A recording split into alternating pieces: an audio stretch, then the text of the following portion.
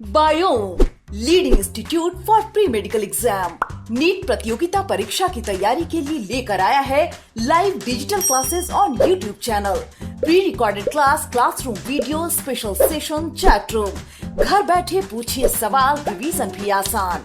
Lockdown में सुनहरे सपनों को दे नई उड़ान। बायोम नगराटोली और हीलू Ranchi, admission going on. Biyom leading institute for pre medical exam. पीछे का, ठीक है। Good morning Anjali, Aditi, Pooja, a very good morning to all of you. अगर बात करें तो यहां पर सबसे पहले तो फुल फॉर्म देख लेते हैं। सबसे पहले हमारे मॉलिक्यूल का नाम देख लेते हैं। इसका नाम है फ्लेविन एडेनिन डाइन्यूक्लियोटाइड, ठीक है। Flavin adenine dinucleotide. देखो फ्लेविन भी यहां पर कौन है, नाइट्रोजन बेस है। एडेनाइन भी कौन है, यहां पर नाइट्रोजन बेस है। तो दो नाइट्रोजन बेस से हम लोग यहां पर दो न्यूक्लियोटाइड बना रहे हैं, ठीक है। Good morning Ankita, Farida, good morning. चलिए तो आगे बात कर रहे हैं। तो ये जो FADH2, ये देखिए ये FAD प्लस का ये नाम आपको मैंने बता दिया, ठीक है। FAD प्लस में फिर बाद में प्रोटॉन ऐड करेंगे। ये इसका स्ट्रक्चर है। ये स्ट्रक्चर जो है ये आपको याद करने की जरूरत नहीं है, इसकी कोई जरूरत नहीं है, सिर्फ अंडरस्टैंडिंग पर्पस का है ना। Good morning Soni. तो यहां पर आप देख सकते हो कि ये राइबोफ्लेविन है ना, ये चीज आपको दिख रही होगी, राइबोफ्लेविन मोनोफॉस्फेट, ठीक। और यहां पर अपना ये देखो, ये जो शुगर हो गया, ये एडेनाइन हो गया, और ये देखिए ये क्या हो गया हमारा फॉस्फेट, है ना, फॉस्फेट। तो यहां तक आपका हो गया न्यूक्लियोटाइड, वन न्यूक्लियोटाइड, ठीक। और फिर यहां से यहां तक, ठीक है, ये वाला जो एरिया है इसको आप क्या बोल रहे हो, ये कौन है, फ्लेविन मोनोफॉस्फेट है। तो फ्लेविन जो है ये कंडीशन शो कर रहा है, और एडेनिन का ये कंडीशन है। हमारे पास दो न्यूक्लियोटाइड्स हैं। अच्छा, अब थोड़ा सा इसका इंपॉर्टेंस समझ लेते हैं, ठीक है। इसका इंपॉर्टेंस समझ लेते हैं क्या है। सबसे पहली चीज है FAD प्लस, है ना। FAD प्लस में जब आप दो प्रोटॉन्स और दो इलेक्ट्रॉन्स ऐड करते हो तो यहां पर इस स्टेप को की वजह से यहां क्या मिल जाता है आपको, FADH2, है ना। दो प्रोटॉन दो इलेक्ट्रॉन यानी दो हाइड्रोजन एटम्स, है ना। ये क्या हो जाएगा, दो हाइड्रोजन एटम्स, या आप ऐसे मॉलिक्यूल आप लिख सकते हो एक H2 का। तो बेसिकली ये कंडीशन होकर FADH2 बन जा रहा है। And what will be this step known as, इसको क्या कहेंगे, यहां पर क्या हुआ है, रिडक्शन। डन है। आकर्ष good morning, good morning आकर्ष, good morning रोशन। तो यहां पर देखिए कोई लेट नहीं हुआ ना, ये हमने स्टार्ट ही किया है FAD प्लस को समझना। इसमें बस जैसा आपने वहां पर NADH के केस में किया था वैसे ही यहां पर आप क्या करोगे, FADH3 को केस बना दोगे।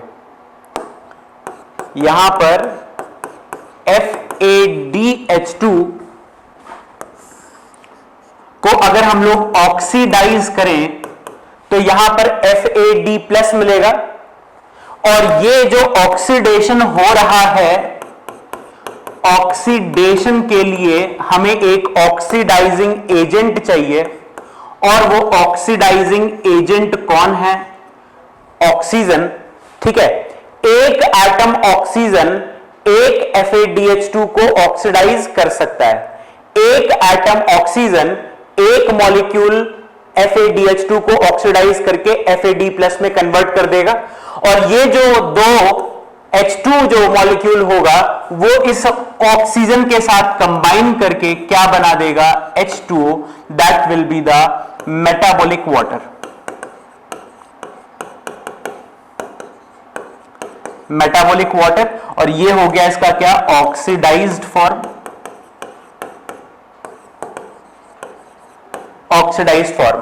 तो क्या क्या निकलेगा यहां पर, FAD+ निकलेगा, एक वाटर निकलेगा और 2 ATP निकल जाएंगे। क्या निकलेगा, 2 ATP निकल जाएंगे। तो इफ वी कंक्लूड, ठीक है, इफ वी कंक्लूड, क्या क्या हमने सीखा, हमने क्या क्या सीखा, तो आप बोलोगे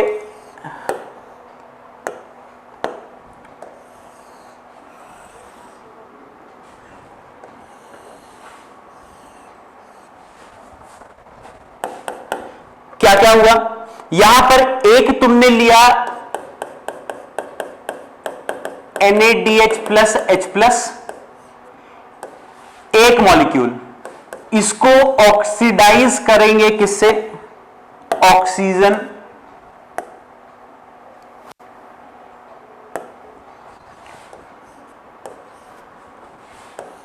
ऑक्सीडेशन होगा, क्या मिलेगा, NAD+ प्लस एक वाटर प्लस 3 ATP। अगर FADH2 को ऑक्सीडाइज करते हैं तो मिलता है FAD+ plus water molecule plus 2 ATP। ठीक है, क्या हो रहा है, ये ऑक्सीडेशन, क्या हो रहा है, ये ऑक्सीडेशन। ठीक है, ऑक्सीडेशन। और ये जो स्टेप, ये जो कर रहे हैं हम लोग, NADH, प्लीज ध्यान सुनिएगा, है ना, NADH और FADH2 का ये जो ऑक्सीडेशन हुआ है, इस प्रोसेस में हमें जरूरत पड़ती है एक पूरे मैकेनिज्म की, और इस मैकेनिज्म को हम क्या कहते हैं, इलेक्ट्रॉन ट्रांसपोर्ट चेन। इसको क्या कहेंगे, इलेक्ट्रॉन बाई, है ना, कैसे करेंगे ये काम, बाई इलेक्ट्रॉन ट्रांसपोर्ट चेन, है ना, प्यार से ETC बोल सकते हैं या फिर ETS, इलेक्ट्रॉन ट्रांसपोर्ट सिस्टम। तो ये क्या होता है वो बाद में सीखेंगे, बट उसका जो कंक्लूजन है, what do we do, what is the significance, what is the importance of ETS, तो आज से ही आपको याद रहना चाहिए कि ETS का काम होता है NADH और FADH2 को ऑक्सीडाइज करना, और जब इसको ऑक्सीडाइज करते हैं तो प्रोटॉन और इलेक्ट्रॉन निकल जाता है, रिमूव हो जाता है in presence of oxygen, in presence of oxygen. तो और इस ऑक्सीजन की प्रेजेंस में यहां पर हमें NADH से 3 ATP मिलता है और FADH2 से 2 ATP मिलता है। ठीक है, यानी FADH2 को ऑक्सीडाइज करने में हमें 1 ATP का लॉस होता है। ठीक है, 1 ATP का लॉस होगा। इतनी बातें आपको ध्यान रखनी है आज की डेट से। गुड मॉर्निंग संध्या। देखिए, थोड़ा एकदम टाइम पे आया करो, है ना, नहीं तो कुछ क्रिटिकल चीजें होंगी जो निकल जाएंगी, तो फिर आपको आगे समझ नहीं आएगा। अब मेरी बात सुनो, आपने बचपन से सुन रखा है कि एरोबिक रेस्पिरेशन, एनारोबिक रेस्पिरेशन। ठीक है, ऑक्सीजन यूज किया तो एरोबिक, ऑक्सीजन के बिना रेस्पिरेशन कर रहे हैं तो एनारोबिक। ऐसा पढ़ा है?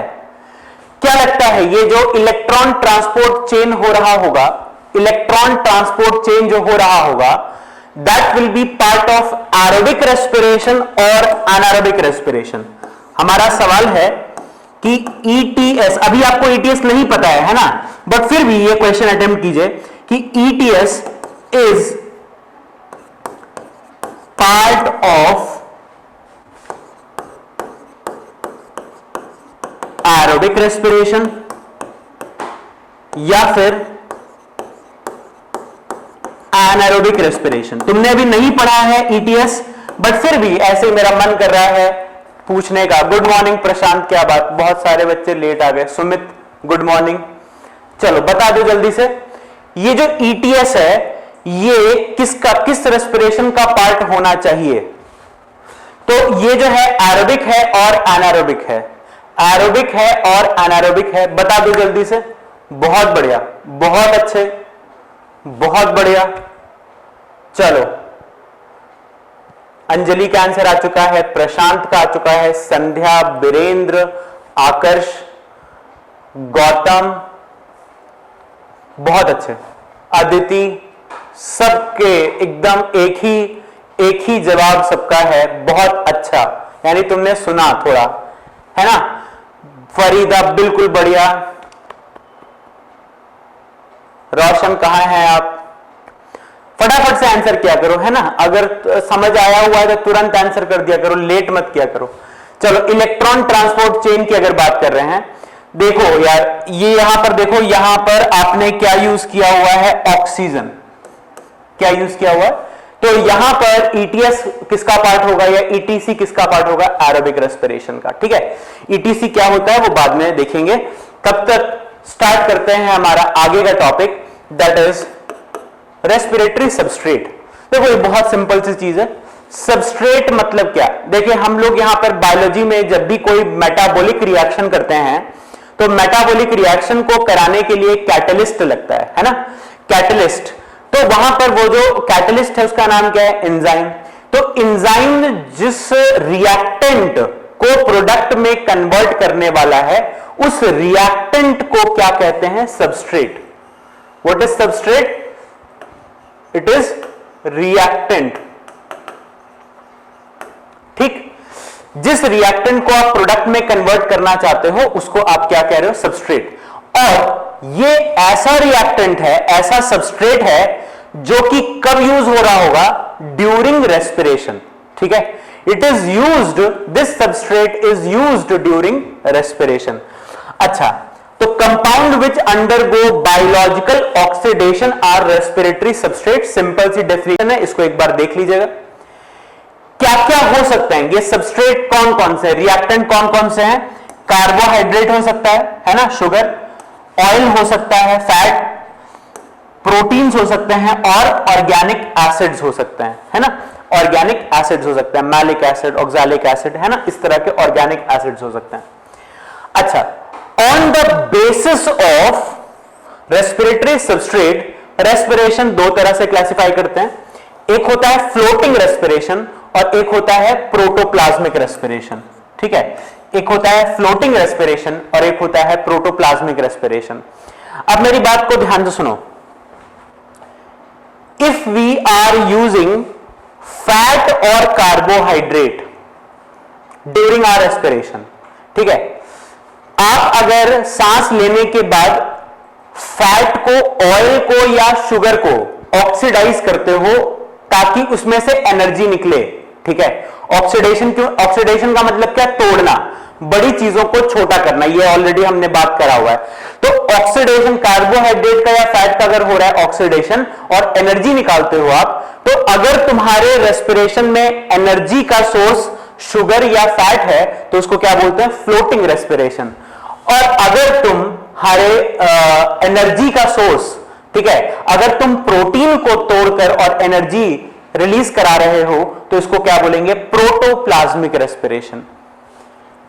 अब देखो ये तो हो गई डेफिनेशन। क्या होता है ना, कई बार हम चाहते हैं कि रिवीजन के टाइम पे बहुत कम मैटर रहे जिसको हमें रिवाइज करना रहे, तो याद वाली चीजें जो है कम होनी चाहिए। तो ये याद नहीं करना है आपको, मैं पहले बता देता हूं। फ्लोटिंग रेस्पिरेशन और प्रोटोप्लाज्मिक रेस्पिरेशन ये आपसे कभी भी नहीं पूछा जाएगा, ये आप बिलीव कर लीजिए। बट फिर भी फ्लोटिंग रेस्पिरेशन और प्रोटोप्लाज्मिक का मतलब क्या है? फ्लोटिंग वर्ड क्यों आया? क्योंकि यहां पर हम लोग स्टोर्ड फूड को ऑक्सीडाइज करते हैं, है ना। जैसे ये आप याद करो कि बोला जाता है ना, एनिमल्स में स्टोर्ड फूड क्या? शुगर या फिर ऑयल। लगभग आप दुनिया का कोई सा भी ऑर्गेनिज्म का नाम बताओ मुझे, ठीक है, मैं आपको बताऊंगा कि उसके अंदर या तो कार्बोहाइड्रेट, स्टोर्ड फूड या तो कार्बोहाइड्रेट है या फिर ऑयल है। ठीक है। अब बैक्टीरिया ले लो, बैक्टीरिया में क्या स्टोर करते हैं? ग्लाइकोजन और ऑयल। ग्लाइकोजन क्या है? शुगर है। हमारे अंदर क्या स्टोर करते हैं? ग्लाइकोजन और फैट, है ना, ग्लाइकोजन और फैट स्टोर करते हैं। फंजाई ले लो, ग्लाइकोजन और ऑयल। प्लांट ले लो, स्टार्च एंड ऑयल। कोई सा भी ऑर्गेनिज्म आप लेते हो, उसके अंदर जो हम लोग स्टोर करते हैं, what is that stored food? Fat और कार्बोहाइड्रेट, ठीक है, ये स्टोर करना होता है। तो स्टोर्ड फूड जो होता है वो साइटोप्लाज्म में फ्लोट करता रहता है ना, साइटोप्लाज्म के अंदर फ्लोट करता रहता है रिजर्व फूड। तो इसलिए जब आप इसको ऑक्सीडाइज करते हो तो what we call it floating respiration. और प्रोटोप्लाज्मिक का मतलब क्या है कि आप अपने स्ट्रक्चरल पार्ट को ऑक्सीडाइज कर रहे हो। जैसे प्लाज्मा मेम्ब्रेन में आप जानते हो प्रोटीन्स की हेल्प से बनाते हैं। कोई सभी स्ट्रक्चर आप ले लो, उस स्ट्रक्चर में protein will be the structural component. Protein हमेशा स्ट्रक्चर बनाने के काम में आता है, ठीक है, चाहे ऑर्गेनेल का स्ट्रक्चर हो, चाहे सेल का स्ट्रक्चर हो। तो प्रोटीन को अगर आप लेट सपोज कि मेम्ब्रेन में कोई प्रोटीन था और तुमने उसको निकालकर ऑक्सीडाइज कर दिया, तोड़ दिया, ठीक है, तो इसको क्या बोलोगे कि तुम अपने प्रोटोप्लाज्मिक मैटर को तोड़ रहे हो, ठीक है। तो protein is the mainly enzymatic component, या तो ये एंजाइम्स होंगे या तो ये क्या बोलते हैं स्ट्रक्चरल प्रोटीन्स होंगे, ठीक है। स्टोर बहुत कम होता है ना, बहुत कम ऐसे ऑर्गेनिजम्स हैं जो प्रोटीन स्टोर करते हैं, जैसे सिंगल सेल प्रोटीन्स, याद आ रहे हैं? सिंगल सेल प्रोटीन्स क्या होते हैं? यूनिसेलुलर और multi cellular organisms which produce large quantity of proteins inside their cells are known as single cell proteins. SCP के नाम से आपने, है ना, क्लोरेला, स्पिरुलिना, ये सब नाम सुने होंगे। तो ये ऐसे लोग हो गए। या फिर लेग्यूम प्लांट्स जो दाल वाली फैमिली के, जो फेबेसी जैसे सब फैमिली जो नाम है, वो सब में आपको प्रोटीन मिलेगा। तो वहां पर, ठीक है, वहां पर स्टोर्ड होगा, ठीक। तो अब मान लो कि तुमसे कोई पूछ रहा है कि बताओ लेग्यूमिनेसी फैमिली में अगर प्लांट प्रोटीन का ऑक्सीडेशन कर रहा है तो वो क्या है? प्रोटोप्लाज्मिक है या फ्लोटिंग है? तो ध्यान रखना, जब भी तुम रिजर्व फूड को ऑक्सीडाइज करते हो तो वो फ्लोटिंग हो जाता है। यानी अगर किसी ऑर्गेनिज्म में प्रोटीन रिजर्व फूड है और उसको ऑक्सीडाइज करेंगे तो उसको क्या बोलेंगे? प्रोटीन वाले को भी क्या बोल देंगे? फ्लोटिंग रेस्पिरेशन, ठीक है ना। तो यहां पर क्या होता है? Oxidation of stored food. अब वो स्टोर्ड फूड जनरली फैट और कार्बोहाइड्रेट होता है, बट अगर प्रोटीन स्टोर करके रखा हुआ है जैसे कि सिंगल सेल प्रोटीन्स के अंदर, तो वहां पर प्रोटीन का ऑक्सीडेशन भी क्या हो जाएगा? फ्लोटिंग रेस्पिरेशन हो जाता है। कुछ लोग समझते हैं ना कि प्रोटीन बोला मतलब क्या प्रोटोप्लाज्मिक हो गया, ऐसा नहीं होता, ठीक है ना, ऐसा गवारों की तरह नहीं बात करना है। फ्लोटिंग मतलब क्या हो गया कि वहां पर आप स्टोर्ड फूड के बारे में बात कर रहे हो। प्रोटोप्लाज्मिक रेस्पिरेशन का मतलब क्या हो गया कि यहां पर you are oxidising, oxidation of protoplasm, ठीक है, प्रोटोप्लाज्म को ऑक्सीडेशन कर रहे हैं, तब उसको क्या बोलेंगे? प्रोटोप्लाज्मिक। एंड सिंस प्रोटोप्लाज्म का सबसे जो मेन कंपोनेंट होता है वो प्रोटीन होता है, तो आप क्या बात करते हो कि प्रोटीन वहां पर क्या हो गया? Protoplasmic respiration, right. तो इतना इसमें इतना सोचना नहीं है, आपको सिंपली दो वर्ड ध्यान रखना है, फ्लोटिंग और प्रोटोप्लाज्मिक। फ्लोटिंग मतलब फैट और कार्बोहाइड्रेट, है ना, एफ, ठीक है, पी। अब इससे नीचे नहीं गिर सकता मैं, है ना। तो यहां पर प्रोटोप्लाज्मिक और प्रोटीन आप ऐसे याद रख सकते हो, कोई टेंशन वाली बात नहीं है। अब ये देखो थोड़ी कहानी है, हाउ डू प्लांट्स रेस्पायर। तो एक सिंपल सा लॉजिक आप समझ लीजिए कि आपने बचपन से लेके अभी तक कभी भी नहीं सुना होगा कि प्लांट के अंदर कोई रेस्पिरेटरी सिस्टम है, गिल्स, लंग्स, इस तरह के स्ट्रक्चर नहीं है। ये सिर्फ किसमें होता है? एनिमल्स में होता है ना। प्लांट्स जो है रेस्पिरेटरी सिस्टम नहीं डेवलप कर पाए, या रेस्पिरेटरी ऑर्गन्स या स्पेशलाइज्ड रेस्पिरेटरी टिश्यूज, ऐसा कुछ भी नहीं है। डायरेक्टली वहां पर होल्स हैं, जैसे स्टोमाटा है, लेंटिसेल्स हैं, बस वहीं से गैसेस एक्सचेंज होता है और जितने भी सेल्स आसपास होंगे उन तक हवा पहुंच जाता है ना। यानी डायरेक्टली सेल्स जो हैं वो डायरेक्टली एयर के कांटेक्ट में, most of the cells air के कांटेक्ट में हैं और वो डायरेक्टली अपने ब्रीथिंग नीड्स को कंप्लीट कर लेते हैं। तो ये कुछ बातें हैं ना। Plant unlike animals have no specialised organs, ठीक है, पहला चीज।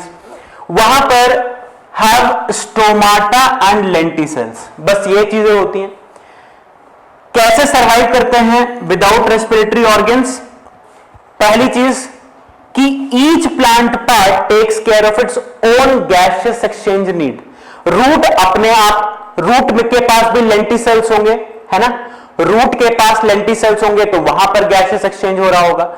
स्टेम के पास भी बार्क के हेल्प से या फिर लेंटिसेल्स की हेल्प से वो गैसेस एक्सचेंज हो रहा होगा। लीव्स के पास भर भर के स्टोमाटा है तो लीव्स अपना काम चला रहे होंगे। तो ये समझ रहे हो, केयर ऑफ इट्स ओन, ठीक है, अपना अपना देखना है, ठीक है, अपना अपना देखना है, कोई किसी के लिए रिस्पॉन्सिबल नहीं है। Root, stem and leaves respire at lower rates than animals, है ना। जैसे हम लोग ब्रीदिंग कर रहे हैं 1 मिनट में 12 से 15 बार, है ना, नॉर्मल ब्रीदिंग चल रहा है। तो ये जो हमारा जो ब्रीदिंग है ये थोड़ा सा फास्ट है। प्लांट, वहां पर आप देखोगे ये बेचारे एकदम शांत, ठीक है, आपको पता भी नहीं चलेगा कि वो रेस्पायर कर रहे हैं। कितना भी ह्यूज प्लांट ले लो, कितना भी छोटा प्लांट ले लो आप, उसके रेस्पिरेशन के बारे में आपको आइडिया तक नहीं लगेगा, ठीक है। तो इसका जो कंडीशन है कि लोअर रेट ऑफ रेस्पिरेशन, यहां पर बहुत धीरे धीरे इनके बीच में गैसेस एक्सचेंज जो है, हमारे अंदर बहुत विग्रस गैसेस एक्सचेंज होता है क्योंकि हमारी एनर्जी नीड्स बहुत ज्यादा हैं, ठीक है। एक तो सबसे ज्यादा हमारा ये जो हमने सोचने समझने के लिए ये जुगाड़ जो लगा रखा है ऊपर में, ये जो जुगाड़ फिट किया हुआ है ऊपर में सोचने समझने के लिए, इसमें बहुत ज्यादा एनर्जी खर्च होती है। उनके पास ऐसा कुछ है नहीं, उनके पास सिंपल चीजें हैं। सेंस ऑर्गन्स हमारे बहुत जबरदस्त हैं। देखो यहां पर पेन टच कर रहा है तो भी मुझे रियलाइज हो रहा है। यहां पर टेम्परेचर कितना है, लगभग ऑन एन एवरेज मैं बता सकता हूं बिना ये देखे कि एसी का टेम्परेचर कितना है, ठीक है। तो मतलब बिना देखे मैं बता सकता हूं, टेम्परेचर सेंस कर सकता हूं, पानी सेंस कर सकता हूं, लैंड सेंस कर सकता हूं, यानी मेरे सेंस ऑर्गन्स बहुत ज्यादा डेवलप्ड है। तो इन जितना ज्यादा आपका डेवलप्ड सिस्टम होगा उतना ज्यादा एनर्जी रिक्वायरमेंट होगा और जितना ज्यादा एनर्जी रिक्वायरमेंट उतना ज्यादा आप रेस्पिरेशन करोगे, रेस्पायर करोगे, राइट। तो प्लांट्स का ऐसा उन्होंने बहुत सिंपल सिस्टम रखा हुआ है, बहुत सिंपल, ठीक है। बस कुछ चीजें हैं जैसे फोटोसिंथेसिस हो गया, है ना, कुछ पर्टिकुलर चीजें हैं, ट्रांसपिरेशन हो गया जहां पर एनर्जी लॉस थोड़ा सा होता है, बाकी जगह पर नहीं होता। तो यहां पर लोअर रेट्स हैं। Each living cell in a plant is located quite close to surface of the plant, है ना। जो सेल्स हैं वो लगभग एयर स्पेसेस के पास हैं, तो वहां पर हर सेल का अपना चल रहा है। तो ईच लिविंग सेल कहां पर आपको मिलता है, सरफेस, क्लोज टू सरफेस। ये चीजें आपको कहानी की तरह एक बार थोड़ा देख लेनी है।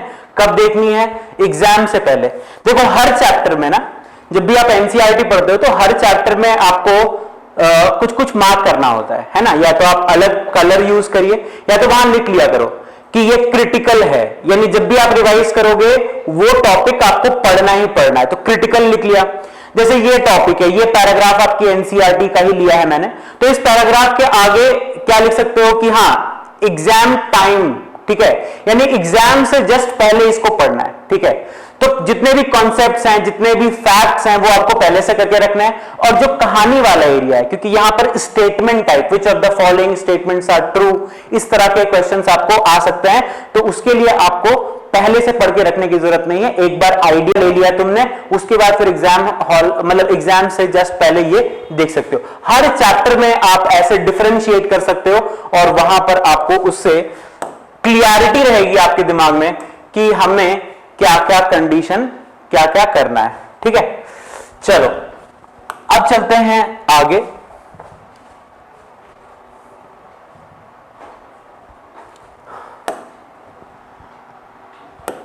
हाँ भाई, हाँ मास मासूम से प्लांट्स, बिल्कुल सही बात है, बिल्कुल बहुत मासूम है, बिल्कुल एकदम सिंपलेस्ट आप मान के चलो कि कंडीशन है, बस टिश्यू लेवल इन्होंने डेवलप किया हुआ है।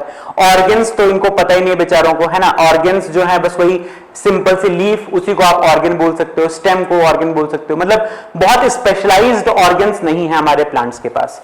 चलो अब ये समझते हैं, एक मैं आपको पहले तो इससे पहले कि हम लोग इस पर कूद जाएं, है ना, एक आखिरी बात मैं आपको बताना चाहता हूं।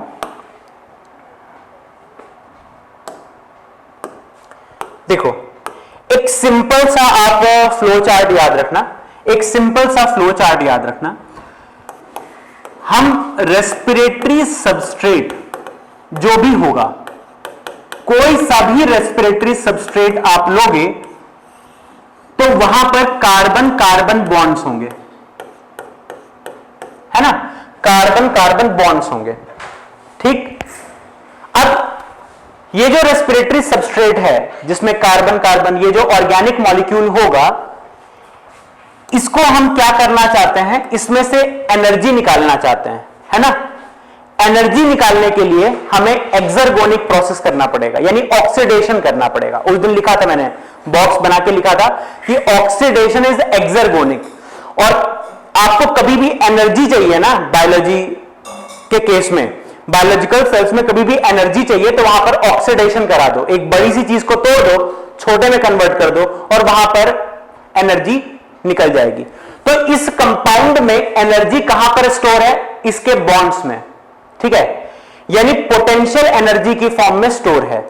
तो इसमें जो स्टोर्ड एनर्जी है, उस स्टोर्ड एनर्जी को हम लोग निकालना चाहते हैं, ठीक है। जैसे आप इंजन, है ना, बाइक चलाते होगे, स्कूटी चलाते होगे, तो वहां पर पेट्रोल डालते हो आप, है ना, अपने स्कूटी में, और आपका जो बाइक है या स्कूटी है या कार है, वो क्या करेगा, उस पेट्रोल को जलाएगा, है ना, उस पेट्रोल को जलाएगा और जला के उसमें से एनर्जी रिलीज करेगा, जिसमें से मैक्सिमम तो हीट लॉस हो जाएगा और कुछ पार्ट जो है वो यूज करेगा इंजन को चलाने के लिए। यानी कोई सा भी इंजन हो, है ना, मैकेनाइज्ड इंजन हो या लिविंग इंजन हो, आपको इसको चलाने के लिए एनर्जी चाहिए, और उस एनर्जी का सोर्स कौन होगा, फ्यूल, है ना। तो ये हो गया तेल, तेल को जलाएंगे तो एनर्जी मिलेगा। अब दो तरीके से जला सकते हैं, है ना, बेसिकली तीन तरीके से जला सकते हैं,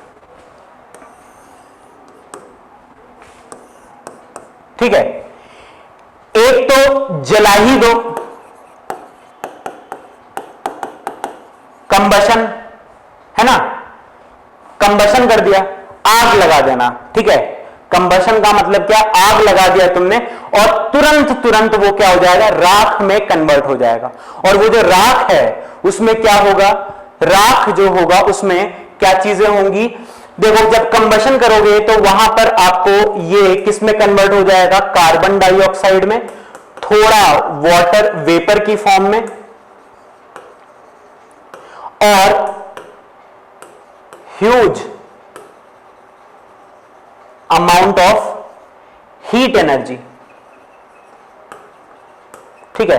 तो इसके बारे में तो आप केमिस्ट्री में पढ़ते ही हो, ठीक है, इसके बारे में केमिस्ट्री में पढ़ते ही हो। यहां पर ये ध्यान रखना, सिंगल स्टेप प्रोसेस है, सिंगल स्टेप प्रोसेस है, ठीक है। दूसरा एक क्या केस है, अनएरोबिक रेस्पिरेशन, ठीक है। ये लिविंग सेल्स के अंदर होगा, ये तो नॉन लिविंग, ये लिविंग सेल्स के अंदर होगा। इसमें हम क्या क्या करेंगे, सबसे पहले एक स्टेप करेंगे ग्लाइकोलाइसिस, ठीक है। और दूसरा क्या कर रहे हैं वहां पर, इनकंप्लीट ऑक्सीडेशन, ठीक है। इनकंप्लीट ऑक्सीडेशन क्या कर रहे हैं, इनकंप्लीट ऑक्सीडेशन। और एक और तरीका है लिविंग सेल्स के अंदर, दैट इज एरोबिक रेस्पिरेशन।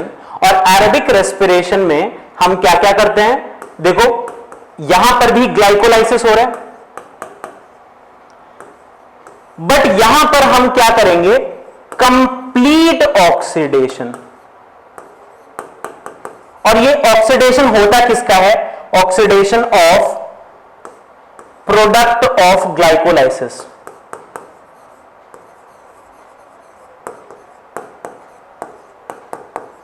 ठीक है, oxidation of product of glycolysis.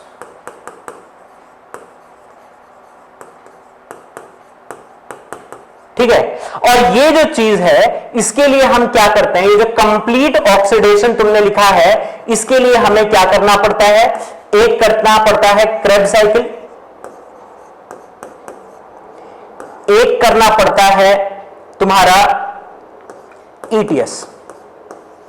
ठीक है, यहां पर क्रेब्स साइकिल और ईटीएस ये दोनों ही एब्सेंट हैं, ध्यान रखिएगा। ठीक है, ये दोनों ही चीजें क्या हैं, एब्सेंट हैं। तो क्या क्या चीजें यहां पर करी हमने, एक बोला क्या, कंबशन हो सकता है, सिंपली किसी भी ऑर्गेनिक चीज को या किसी भी चीज को आपने जलाकर राख कर दिया, मान लो पेपर जला दिया है ना, पेपर में क्या रहा होगा, सेलुलोज वगैरह रहा होगा, तो सेलुलोज हुआ, प्रोटीन्स हुआ, उस पेपर में जितने भी मॉलिक्यूल्स रहे होंगे उनको तुमने उनके कार्बन कार्बन बॉन्ड्स को सारे कार्बन तोड़ दिए और वहां पर क्या रिलीज हुआ होगा, CO2 रिलीज हुआ होगा, वाटर रिलीज हुआ होगा। ठीक, अनएरोबिक रेस्पिरेशन के केस में, अनएरोबिक रेस्पिरेशन के केस में दो बातें करेंगे, glycolysis, incomplete oxidation, incomplete oxidation. ठीक है, इनकंप्लीट क्यों बोला है, क्योंकि यहां पर क्रेब्स साइकिल नहीं होगा, ईटीएस नहीं होगा। एरोबिक रेस्पिरेशन को कंप्लीट क्यों बोला, कंप्लीट ऑक्सीडेशन क्यों बोला, क्योंकि यहां पर क्रेब्स साइकिल और ईटीएस होगा। ठीक है, तो ध्यान रखने वाली चीजें ये है कि हम ये नहीं पढ़ेंगे, है ना, कंबशन जो है नहीं पढ़ेंगे, ये आप केमिस्ट्री में पढ़ोगे। एनारोबिक रेस्पिरेशन और एरोबिक रेस्पिरेशन इनको देखेंगे। ठीक है, अच्छा, दोनों में एक कॉमन चीज है, दोनों में आपको क्या मिल रहा है, glycolysis is the first step, whether you are performing aerobic respiration, whether you are performing aerobic respiration, तो पहला स्टेप क्या हो जाएगा, glycolysis, and that is why we are starting with glycolysis. चलो भैया स्टार्ट करते हैं, सुनिए, देखो, सबसे पहले तो ये एक चीज दिमाग में बैठा लीजिए, ऑल लिविंग सेल्स, पहला इंपॉर्टेंट चीज। दूसरा, ये एरोबिक वाले में भी पार्टिसिपेट करता है और एनारोबिक रेस्पिरेशन में भी पार्टिसिपेट करता है। ठीक है, दोनों में है। ठीक है, दोनों में ये पार्टिसिपेट करेगा। होता क्या है कि one molecule of glucose is broken down, एक ग्लूकोज मॉलिक्यूल को तोड़ देंगे पायरुविक एसिड में, यानी वहां पर एक 6 कार्बन कंपाउंड को, है ना, 1 2 3 4 5 6, ये जो कंपाउंड है इस कंपाउंड को हम किस में तोड़ देंगे, 3 कार्बन के 2 मॉलिक्यूल्स में।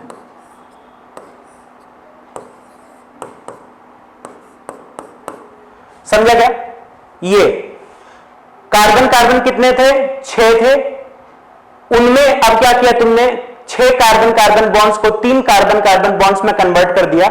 ठीक है, 2 मॉलिक्यूल्स। ठीक, बस यही काम करना है आपको ग्लाइकोलाइसिस में। तो हमारा एम क्या है, हमारा एम है, हम लोग, हाँ बिल्कुल कॉमन पाथवे इसको बोलेंगे। देखो हमारा एम क्या है, हम लोग कार्बन कार्बन जो बॉन्ड्स हैं, देखना सुनना, हमारा एम क्या है, एम टारगेट, किसी भी काम को करने के लिए पहले टारगेट पता होना चाहिए कि करना क्या चाहते हो। तो यहां पर हम चाहते हैं कि ये जो कंपाउंड है, 6 कार्बन का ये जो कंपाउंड है, इसको हम लोग सारे के सारे कार्बन्स को फ्री कर दें, है ना, फ्रीडम दे दें, तो क्या मिलेगा, 6 CO2 मॉलिक्यूल। बस ये एम है। सांस लेने का, अगर आपसे मान लो कोई पूछ ले, बताओ बच्चे रेस्पिरेशन क्यों कर रहे हो, है ना, गाना गाते हैं ना अरिजीत सिंह वगैरह, सांसें नहीं चल रही है तुम्हारे बिना, सांस नहीं ले पा रहे हैं, ये सब ड्रामाबाजी है ना। सांस क्यों लेते हैं हम लोग, उसका मेन रीजन ये है, we want to remove carbon dioxide, ठीक है, we want to remove carbon dioxide from the body, ठीक है। और इस पर्पज में ये जो आप करोगे, एक फायदा क्या हुआ आपको कि कार्बन डाइऑक्साइड रिमूव कर दोगे आप, है ना। और दूसरा यहां पर आपको क्या मिल रहा है, इस प्रोसेस में आपको क्या मिलेगा, एनर्जी। क्या बात है, देखो क्या हो गया, यानी रेस्पिरेशन का फायदा क्या है, एक हम लोग कार्बन डाइऑक्साइड को रिमूव कर सकते हैं हमारी बॉडी से, दूसरा वो जो एनर्जी मिल रहा है, that energy will be utilised for our daily energy requirement. हमें जो मेटाबॉलिज्म करने के लिए एनर्जी चाहिए वो ऐसे आ जाएगा। तो ये टारगेट अपने दिमाग में ध्यान रख लेना, है ना, ये टारगेट जरूर ध्यान से देखना, तभी चैप्टर, पूरे चैप्टर का यही पर्पज है। अब अगली बात क्या है, लोकेशन, ये आपको याद करना है, साइटोप्लाज्म में होता है ये, it does not require presence of oxygen.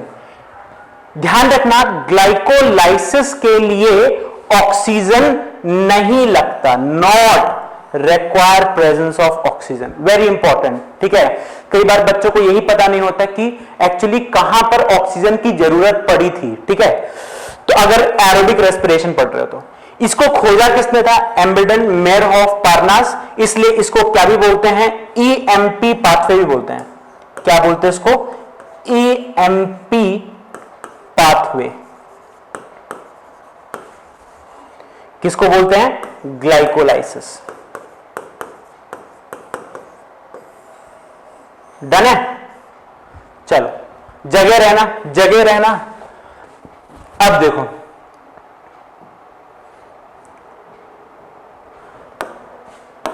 अब हम लोग थोड़ा प्रोसेस, हाँ सब मोह माया है, ठीक है, नहीं इतनी जल्दी वहां नहीं पहुंचना है ना, तुम तो एकदम लग रहा है कहां है, तिब्बत जाने का प्लान है क्या, चलो तो मोह माया होना चाहिए, कौन कहता है मोह माया नहीं होना चाहिए, है ना, मोह ही तो है जो आपको, है ना, if you want to live your complete life, जीना अगर चाहते हो तो मोह जरूरी है। मोह कोई गलत चीज नहीं, इसको मतलब सब लोग कुछ ना कुछ बोलना चाहते हैं, है ना, सब लोग कुछ ना कुछ बोलना चाहते हैं आज की डेट में, है ना, चुप होके सुनना नहीं चाहते, जैसे मैं ही बोल रहा हूं, ये मान के चलो कि सिर्फ पेट के लिए बोल रहा हूं, अदरवाइज बोलने का मेरा इच्छा ही नहीं है। सुनना कला है, सुनना इज द बेस्ट आर्ट, क्योंकि बोलने में आप कुछ सीखते नहीं हो, है ना, सुनने में आप बहुत सारी चीजें सीखते हो, है ना। तो यहां पर मोह रखिए, है ना, BMW की चाह रखना, है ना, अपना खुद का प्राइवेट प्लेन का ड्रीम होना, याच होना अपने पास प्राइवेट, है ना, खुद का ट्रेनी खरीद लेना, है ना, ये सब होना चाहिए, मोह माया होना चाहिए, बहुत इंपॉर्टेंट है। अगर आप मोह रखते हो ना तो you will be able to live to the fullest, यानी जब मर रहे होगे तो आपको लगेगा कि यार दुनिया में जितनी भी फैसिलिटीज थी वो सब मैंने यूज करी हैं, ऐसा कुछ भी नहीं है दुनिया में जो हमने नहीं यूज किया, ठीक है। तो ये फीलिंग रहनी चाहिए आपको, सेटिस्फैक्शन, है ना, सेटिस्फैक्शन घर के अंदर बंद रह के बैठे रहने से चुपचाप नहीं आता, है ना, वो योगा आंख बंद करके उससे कोई सेटिस्फैक्शन नहीं आता, ठीक है, बाद में आपको लगता है कि बर्बाद ही कर दिए पूरा, है ना। Work it out and just enjoy the life with all the materialistic thing, be materialistic, है ना, बी मटेरियलिस्टिक। चलो, हाँ, ग्लाइकोलाइसिस के पाथवे पर हम लोग आ रहे हैं, है ना, बहुत बच्चे बस इसी के लिए बैठे रहते हैं, ग्लाइकोलाइसिस, क्रेब्स साइकिल, और उनके हिसाब से बस 3 ही चीज होता है रेस्पिरेशन में। चलो, तो अब स्टार्ट कर रहे हैं अपन ग्लाइकोलाइसिस का जो स्टेप है। देखो टोटल 10 रिएक्शन होता है, 10 रिएक्शन होता है, ठीक है, 10 रिएक्शन है। अब 10 रिएक्शन के हिसाब से हम लोग इसको 2 पार्ट में डिवाइड कर देंगे, ठीक है। कोई भी काम करने के लिए पहले आपको एनर्जी लगाना पड़ता है, जैसे आप, ठीक है, आप अभी जुवेनाइल स्टेज में हो, पहले आप पैसा खर्च करके पढ़ रहे हो, है ना, स्किल्स डेवलप कर रहे हो, उस लायक बन रहे हो कि चीजों को समझ पाओ, और फिर आप कहां जाओगे, पैसा कमाने जाओगे, है ना। तो पहले इन्वेस्ट करना पड़ता है और फिर आपको क्या मिलता है, आउटपुट मिलता है, ठीक है। तो इन्वेस्टमेंट फेज होगा और फिर आउटपुट फेज होगा, दो स्टेजेस होंगे। तो पहले हम लोग इन्वेस्टमेंट स्टेज समझते हैं, ठीक है। तो ये जो अभी हम लोग समझ रहे हैं, ये अभी क्या समझ रहे हैं, एक्सपेंडिचर फेज, ठीक है, खर्चे वाला फेज, है ना। खर्चा क्या होता है अपना, हाँ बिल्कुल सही बोला, लंबोर्गिनी, उससे नीचे तो सोचो नहीं, उससे नीचे सब गाली है, ठीक है ना। जो भी सबसे हाईएस्ट वैल्यू की जो भी मटेरियल जो आपको चाहिए वो उसी को देखा करो, है ना, बाकी उसके नीचे सब गाली है, ठीक है। चलो, तो we were discussing expenditure phase की बात कर रहे हैं। सबसे पहले एक्सपेंस हमारा देख लेते हैं कि इन्वेस्टमेंट क्या होगा। सबसे पहले तो हम क्या करेंगे, हमें चाहिए ग्लूकोज, ठीक है, ग्लूकोज चाहिए। ग्लूकोज क्यों चाहिए वो भी देखेंगे बाद में, रेस्पिरेटरी क्वेश्चन, और देखेंगे कि कौन सा रेस्पिरेटरी सबस्ट्रेट सबसे एफिशिएंट होता है, कौन से को हमारी बॉडी ज्यादातर यूज करती है। तो ग्लूकोज एक ऐसा मॉलिक्यूल है जो दुनिया के हर सेल में आपको मिलेगा, ठीक है। ग्लूकोज एक ऐसा मॉलिक्यूल है जो आपको प्रोकैरियोट्स से लेकर eukaryotes, advance cells, primitive cells, हर तरह के सेल में आपको ग्लूकोज मिलेगा, ठीक है। यानी इमेजिन करो कि जब सेल इवॉल्व हुआ होगा, यानी आर्की बैक्टीरिया के टाइम से ये सबस्ट्रेट अपने पास अवेलेबल है विदाउट एनी एक्सेप्शन, ठीक है। तो हमारे सेल्स ने इवोल्यूशनरी सबसे बेस्ट सबस्ट्रेट किसको चूज किया है, ग्लूकोज को चूज किया है, ठीक है। सबसे बेस्ट सबस्ट्रेट किसको चूज किया है, ग्लूकोज को। ऐसे ऑक्सीडेशन तो आपको मैंने बता ही दिया, शुगर, कोई सा भी शुगर का आप ऑक्सीडेशन कर सकते हो, प्रोटीन का ऑक्सीडेशन कर सकते हो, फैट का भी ऑक्सीडेशन कर सकते हो, but the best preferred substrate is glucose. अब एक चीज समझो, आप एक चीज आपको मैं बता दूं कि ग्लूकोज आएगा कहां से। तो यहां पर सुक्रोज जो है इसको तोड़ेंगे और हमें क्या मिलेगा, ग्लूकोज और फ्रक्टोज, ठीक है। तो ये जो ग्लूकोज है, ये वाला ग्लूकोज हम लोग यूज कर रहे होंगे, और यहां पर जो एंजाइम लगेगा वो कौन सा एंजाइम लगेगा, इनवर्टेज, ठीक है। इनवर्टेज की हेल्प से ये कर लिया। अब देखो, हम लोग क्या करेंगे, इस ग्लूकोज की प्रॉब्लम क्या है कि अगर तुम्हारे सेल के अंदर ये बना हुआ है तो ग्लूकोज बाहर भी जा सकता है, ठीक है। तो ग्लूकोज हमारे सेल के अंदर ही रहे, ये बहुत जरूरी है, इसको आपको पहले इंश्योर करना पड़ेगा। तो आपको पहले ग्लूकोज को क्या करना पड़ेगा, उस फॉर्म में कन्वर्ट करना पड़ेगा जिस फॉर्म में वो सेल के बाहर ना जा पाए। तो इसका हम क्या करेंगे, इसको बना देंगे ग्लूकोज 6 फॉस्फेट। क्या बनाएंगे, ग्लूकोज 6 फॉस्फेट बना देंगे। अब ये जो फॉस्फेट लग गया इसके साथ, अब this will not be able to go outside the cell, ठीक है। तो यहां पर बट एक काम हुआ, ग्लूकोज में तुमने फॉस्फेट ऐड किया, ये जो स्टेप हुआ है ये क्या है, फॉस्फोराइलेशन। क्या हुआ है यहां पर, फॉस्फोराइलेशन हुआ है, और फॉस्फोराइलेशन के लिए हमें क्या करना पड़ेगा, फॉस्फेट और एनर्जी। याद करो, फॉस्फोराइलेशन कैसा स्टेप होता है, एंडरगोनिक या एक्सर्गोनिक, जल्दी बताओ। हाँ बिल्कुल बढ़िया प्रशांत, जल्दी बताओ, फॉस्फोराइलेशन कैसा होता है, एक्सर्गोनिक या एंडरगोनिक, जल्दी बताओ, बताओ फटाफट बताओ। फॉस्फोराइलेशन एंडरगोनिक या एक्सर्गोनिक? बहुत बढ़िया संध्या, बहुत बढ़िया, सबसे पहला जवाब संध्या, फिर अंजलि। बिल्कुल बिल्कुल बिल्कुल बिल्कुल बिल्कुल, फॉस्फोराइलेशन एक एंडरगोनिक प्रोसेस है, यानी यहां पर जब तुम ग्लूकोज का फॉस्फोराइलेशन करा रहे हो तो हमें दो चीजों की जरूरत है, एनर्जी और फॉस्फेट ग्रुप, और ये दोनों एक आदमी से मिल सकता है, क्या नाम है, एटीपी। ठीक है, एटीपी को हम लोग कन्वर्ट कर देंगे किसमें, एडीपी में। किसमें कन्वर्ट कर देंगे, एडीपी में। तो आप यह समझिए कि ATP is the source of phosphate, है ना, फॉस्फेट रिच आदमी है, और ग्लूकोज कौन है, गरीब।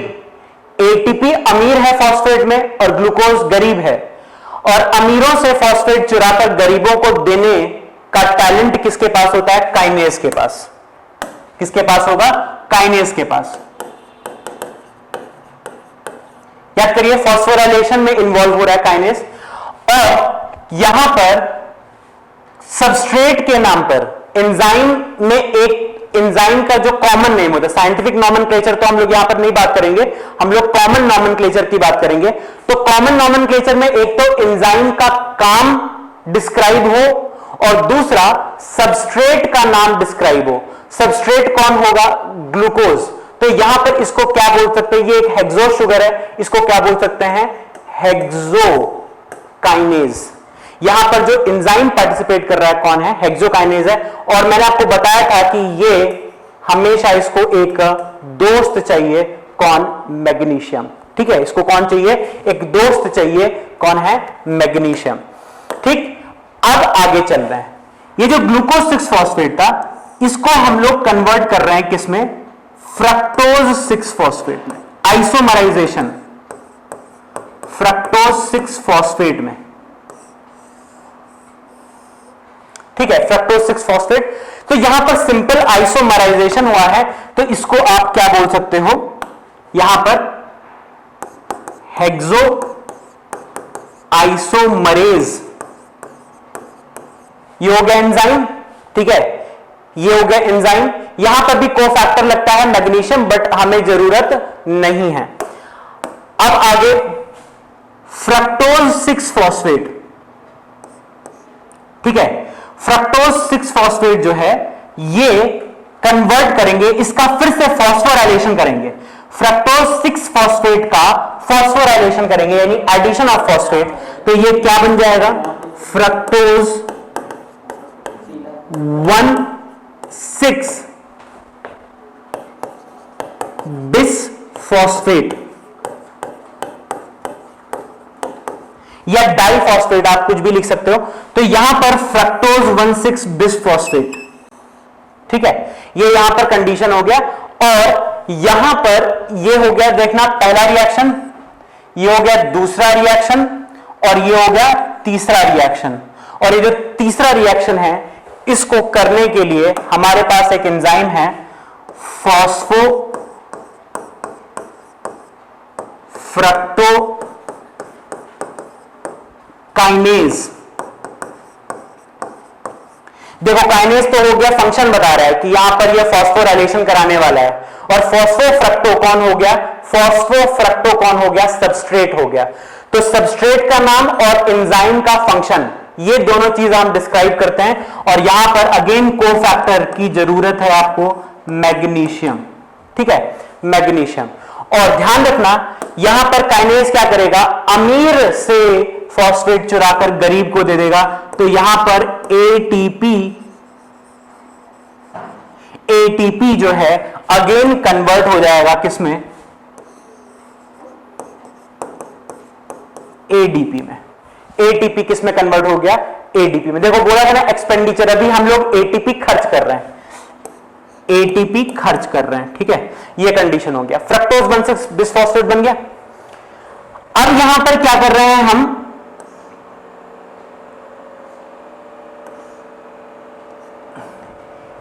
यहां पर इस 6 कार्बन कंपाउंड को, ठीक है, यहां पर एक चीज तो आपको समझनी ही है कि यहां पर 6 कार्बन का कंपाउंड चल रहा है, 1 2 3 4 5 6। ठीक है, यहां पर क्या हो गया, 1 2 3 4 5 6, बट यहां पर फॉस्फेट लगा हुआ है। कौन से पोजीशन पर? 6 पोजीशन पर। 1 2 3 4 5 6। इस वाले में क्या हो गया? 1 2 3 4 5 6।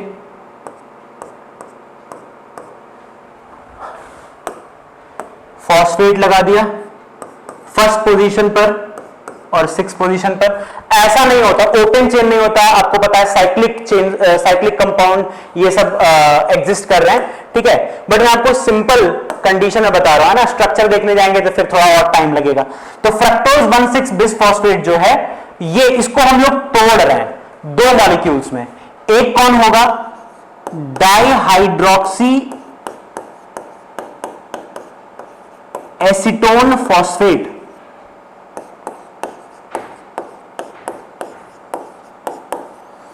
एक कौन हो गया?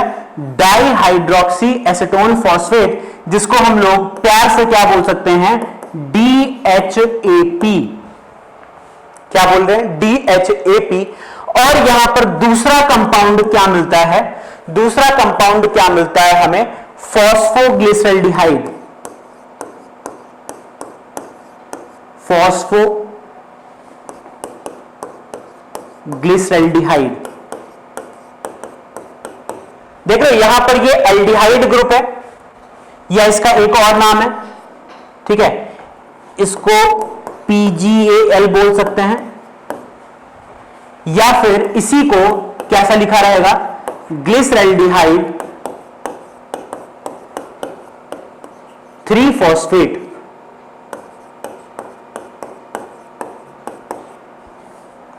ठीक है,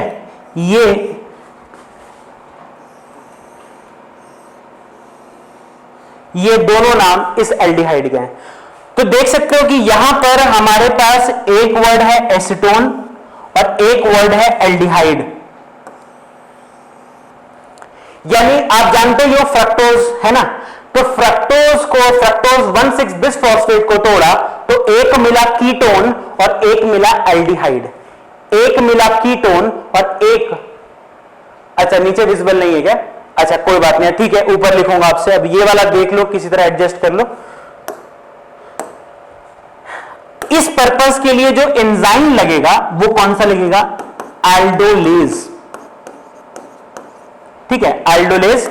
ये हो गया हमारा 4th स्टेप। ठीक है, 4th स्टेप हो गया। 4th स्टेप में हमने तोड़ दिया। ध्यान रखिएगा ये यहां पर 6 कार्बन कंपाउंड था, अब ये जो है कितना बचा? 3। एक फॉस्फेट इसके पास है और एक फॉस्फेट इसके पास है। 1 2 3, दोनों के पास एक एक फॉस्फेट है। ठीक है, बट आपको मैं बता दूं कि ये दोनों आइसोमर्स हैं। ठीक है, ये जो कीटोन है और ये जो एल्डिहाइड है ये दोनों आइसोमर्स हैं। ठीक है, आइसोमर्स हैं। और आइसोमर का मतलब क्या हो गया कि वहां पर दोनों एक दूसरे में मिक्सचर कन्वर्ट हो सकता है। ठीक है, यानी फॉस्फोग्लिसरल्डिहाइड डाइहाइड्रोक्सी एसीटोन फॉस्फेट में कन्वर्ट हो सकता है, या डाइहाइड्रोक्सी एसीटोन फॉस्फेट PGAL में कन्वर्ट हो सकता है। तो यहां पर क्या हो रहा है कि डाइहाइड्रोक्सी एसीटोन फॉस्फेट DHAP और PGAL ये दोनों आइसोमर्स होते हैं। Both are isomers and can get converted to each other।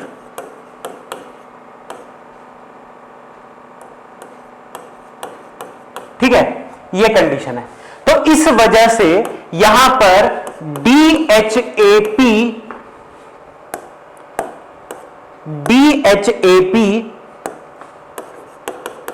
ये कन्वर्ट हो जाता है किसमें? Convert to PGAL। ठीक है, तो याद करो, एक तो PgAl पहले से था और एक PgAl किससे बन गया, DHAP से। यानी जब आप एक ग्लूकोज को यहां पर क्या करते हो, फ्रक्टोज 6 फॉस्फेट, फ्रक्टोज 1,6 बिसफॉस्फेट, तो वहां से आपको 2 PgAl मिलता है। ये हो गया हमारा सबसे पहला कंक्लूजन, सबसे पहला कंक्लूजन, ठीक है, सबसे पहला कंक्लूजन। और एक और इसमें चीज है कि यहां पर इस पर्पस में, इस प्रोसेस में, ये एक एनर्जी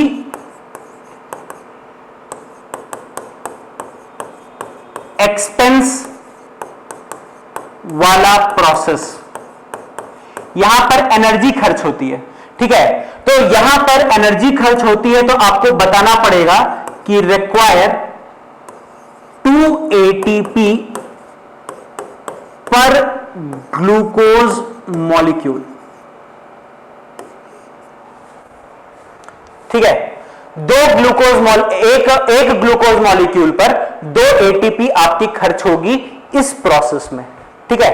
तो सबसे पहला तो यहीं पर सवाल बन जाता है, सबसे पहला सवाल। हाँ भैया तैयार हो पहले सवाल के लिए? Find the number of PgAl formed by 2 sucrose molecules during glycolysis, ठीक है। जल्दी बताओ,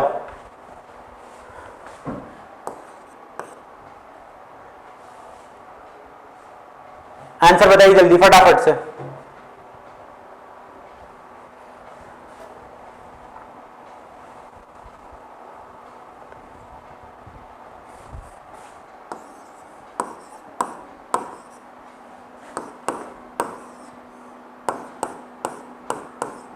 जल्दी बता दो।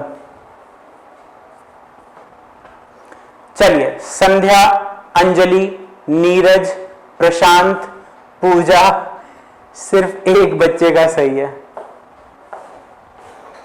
चलो चलो सुनो मेरी बात, ध्यान से सुनना, ध्यान सुनिएगा। सबसे पहले इस सवाल में आपको यह देखना है गिवन क्या है। गिवन है 2 सुक्रोज मॉलिक्यूल, ठीक है। ध्यान रखना, एक सुक्रोज से एक ग्लूकोज और एक फ्रक्टोज मिलता है आपको, है ना। एक सुक्रोज से एक ग्लूकोज और एक फ्रक्टोज मिलता है। ये जो फ्रक्टोज है ये ग्लूकोज, ये आइसोमर होते हैं, आपको पता ही है। तो यहां पर अगर आप फ्रक्टोज को भी ऑक्सीडाइज करोगे ना, ग्लूकोज को ऑक्सीडाइज करो या फिर फ्रक्टोज को ऑक्सीडाइज करो, अगर आप फ्रक्टोज को ऑक्सीडाइज कर रहे हो, है ना, फ्रक्टोज को ऑक्सीडाइज अगर कर रहे हो तो भी यहां पर आपको 2 PgAl मिलेगा, ठीक है। अगर आप एक फ्रक्टोज को ऑक्सीडाइज करोगे तो फ्रक्टोज कहां से एंटर करेगा, यहां से, ठीक है। फ्रक्टोज में जब आप ATP दोगे, ठीक है, और ये ATP किस में कन्वर्ट होगा, ADP में, तो आपको क्या मिलेगा, फ्रक्टोज 6 फॉस्फेट, और फिर दूसरा ATP खर्च करोगे तो फ्रक्टोज 1,6 बिसफॉस्फेट। तो आप ग्लूकोज को ऑक्सीडाइज करोगे तो भी 2 PgAl, फ्रक्टोज को यहां पर ऐसे करोगे, फ्रक्टोज से चलोगे तब भी क्या मिलेगा आपको, ये 2 PgAl मिलेगा। यानी एक सुक्रोज से हम लोग मान लेते हैं कि 4 PgAl अवेलेबल रहेगा, ठीक है। 2 किससे, यहां से 2 PgAl और यहां से 2 PGL। ठीक है, तो 1 सुक्रोज से, तो यहां पर 2 सुक्रोज है, यानी क्या हो जाएगा सवाल का आंसर 8। ठीक है, 8। ठीक है, एक बच्चे ने पहले आंसर सही किया था, पहले है ना, पहले। ठीक है, मतलब मेरे एक्सप्लेन करने से पहले और बच्चों ने भी दे दिया था, बट पहले जो है प्रशांत ने बिल्कुल सही किया था आंसर। चलो, समझ में आ गया ना कैसे सॉल्व करना है। सुक्रोज अगर ग्लूकोज लिखा हुआ है क्वेश्चन में तब तो कोई टेंशन ही नहीं है, आपको सिंपली पता है एक ग्लूकोज से 2 PGL बनते हैं। बट मान लो सुक्रोज दे दिया, तो सुक्रोज से आपको पता होना चाहिए कि कैसे कैसे कंडीशन होगा। अच्छा,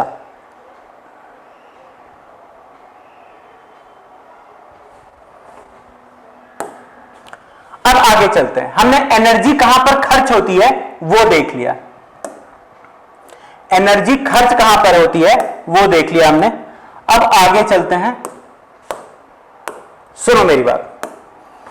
तो अब हम लोग स्टार्ट कहां से करेंगे? अब हम लोग स्टार्ट करेंगे, यानी हमने क्या किया था, ग्लूकोज से 2 PGL बना लिया था।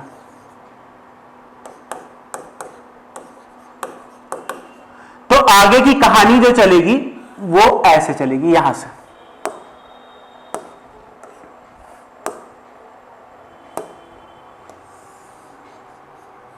ठीक है, आगे की कहानी यहां से चल रही है। अब देखो, ये जो PGL है, ये जो एल्डिहाइड है, इसको सबसे पहले हम लोग कन्वर्ट करेंगे किसमें? इसको सबसे पहले हम लोग कन्वर्ट करेंगे किसमें? एसिड में। ठीक है, इसका पूरा नाम क्या है? फॉस्फोग्लिसल्डिहाइड।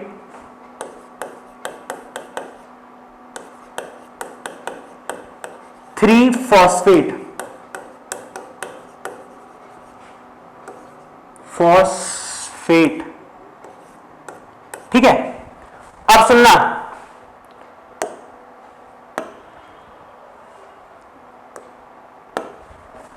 इसका मतलब क्या है कि यहां पर 3 कार्बन हैं और 1 फॉस्फेट होगा। कौन से कार्बन पर होगा? 1 2 3, थर्ड कार्बन पर फॉस्फेट लगा हुआ है। ठीक है, अब यहां पर हम क्या करना चाहते हैं, इसको एल्डिहाइड को, इस एल्डिहाइड को एसिड में कन्वर्ट करना चाहते हैं, यानी जो CHO ग्रुप है इसको कार्बोक्सिलिक एसिड में कन्वर्ट करना चाहेंगे। यानी क्या नाम होगा इसका? 1,3-बिसफॉस्फोग्लिसरिक एसिड। तो एक एल्डिहाइड से एक एसिड बनेगा, 2 एल्डिहाइड से 2 एसिड बनेगा। ठीक है, इसका फुल फॉर्म पहले तो याद करेंगे हम लोग, 1,3-बिसफॉस्फोग्लिसरिक एसिड, 1,3-BPGA। ठीक है, ये देख रहे हो ग्लिसरिक एसिड, यानी यहां पर कौन सा ग्रुप आया होगा? Carboxylic group. ठीक है,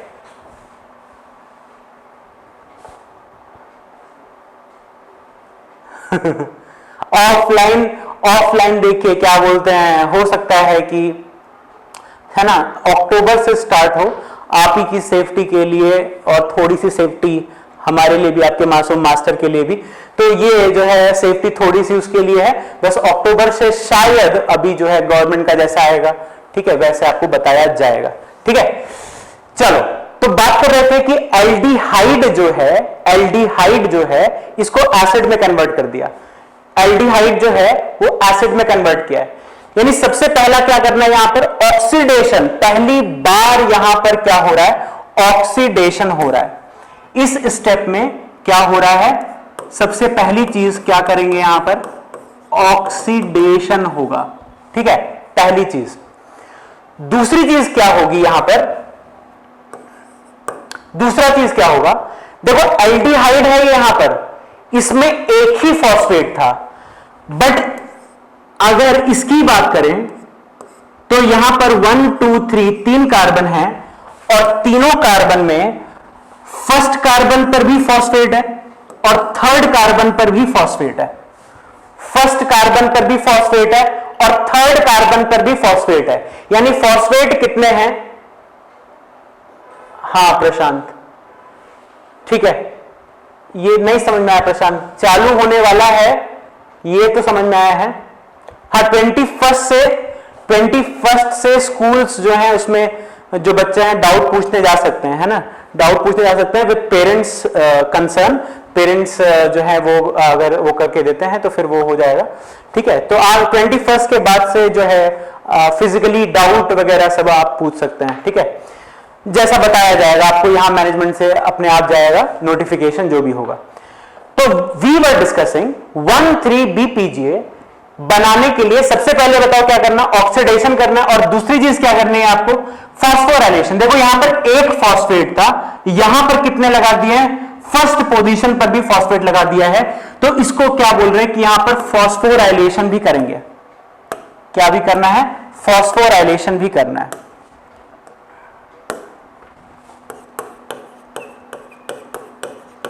फॉस्फोराइलेशन का मतलब क्या हो गया, एडिशन ऑफ फॉस्फेट। अब देखो तुम बोलोगे ये फॉस्फेट आया कहां से, एक तो सोर्स कौन है, एटीपी, एक सोर्स है एटीपी, बट यहां पर हमने एटीपी से नहीं लिया, इस बार हमने लिया है H3PO4 से, ठीक है। H3PO4 को जब आप यहां पर तोड़ रहे हो तो यहां पर आपको क्या मिलेगा, एक तो वाटर मिलेगा और इनऑर्गेनिक फॉस्फेट मिलेगा। दो चीजें हैं, एक पानी मिलेगा और दूसरा फॉस्फेट मिलेगा, ठीक है, दो चीजें मिल रही हैं H3PO4 को तोड़ने से, ठीक। इनऑर्गेनिक फॉस्फेट यानी फॉस्फेट रेडिकल जो है और H2O। ये चीज आपको ध्यान रखना है कि यहां पर जो फॉस्फेट आया है वो एटीपी से नहीं आया, H3PO4 से आया। ये तो हो गया फॉस्फोराइलेशन। अब ऑक्सीडेशन भी तो कराना है। ऑक्सीडेशन करने के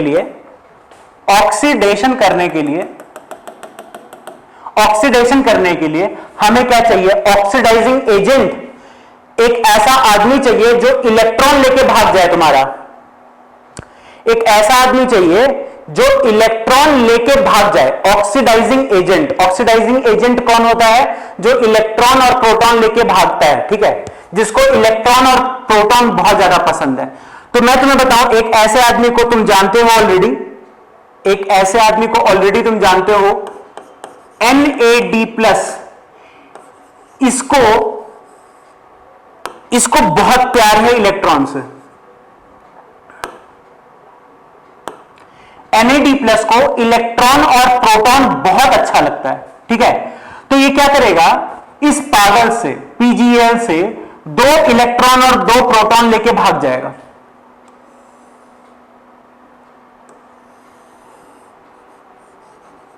क्या करेगा, 2 इलेक्ट्रॉन और 2 प्रोटॉन लेके भाग जाएगा और किसमें कन्वर्ट हो जाएगा, NADH+H+। ये देखो हो गया कांड। एल्डिहाइड से तुमने क्या किया, इलेक्ट्रॉन, 2 इलेक्ट्रॉन, एक एल्डिहाइड से 2 इलेक्ट्रॉन और 2 प्रोटॉन दे दिए, और ये जो है ये NAD+ किस में कन्वर्ट हो गया, NADH में।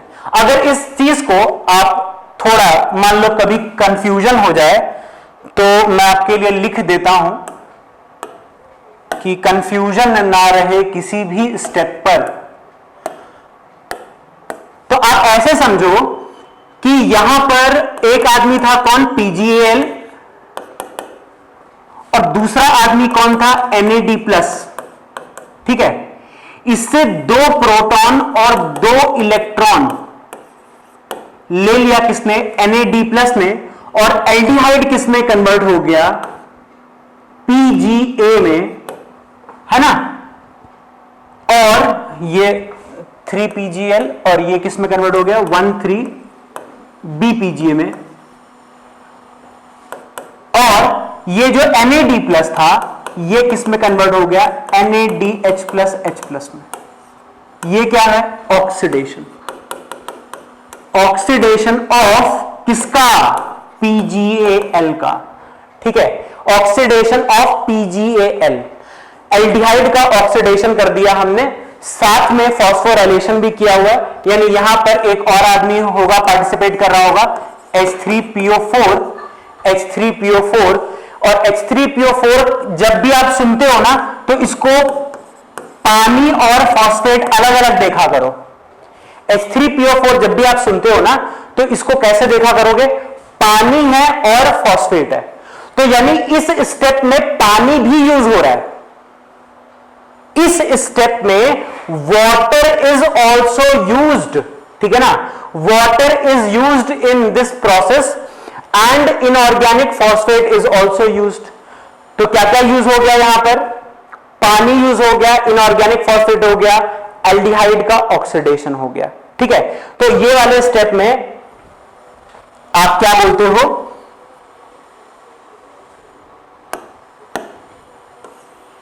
इसको हम क्या कह सकते हैं? Redox equivalent.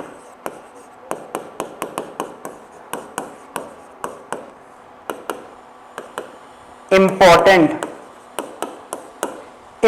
टर्म है ये। इसका नाम क्या है? इसको क्या बोल सकते हैं? प्रोटॉन तो ठीक है, बट इसको क्या बोल सकते हैं? रिडॉक्स इक्विवेलेंट, क्योंकि ये रिडॉक्स रिएक्शंस में पार्टिसिपेट कर सकता है। तो रिडॉक्स इक्विवेलेंट हो गया और ये ऑक्सीडेशन हो रहा है। यानी अगर तुमसे पूछा जाए सवाल, यहां पर सवाल है, सवाल यह है कि अगर तुमसे पूछ लिया जाए how many redox equivalents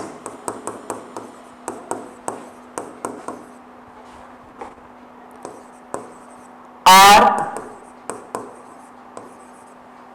taken out by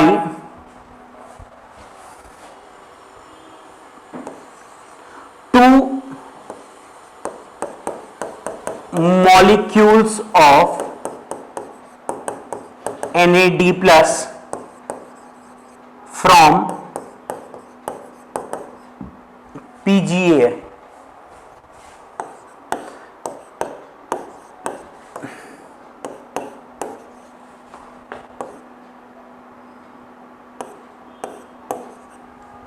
जल्दी बताओ फटाफट से। बहुत बढ़िया, अंजलि का सबसे पहला जवाब आ चुका है, और लोग जल्दी जल्दी बता दो फटाफट। अगर टाइम लगा मतलब क्या फिर दिक्कत है, फिर तो तुम तुक्का मार रहे हो।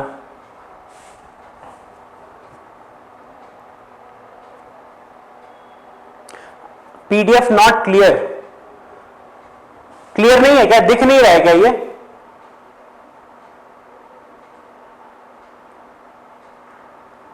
अरे आंसर चेंज नहीं करना होता है, कितनी बार चेंज करोगे?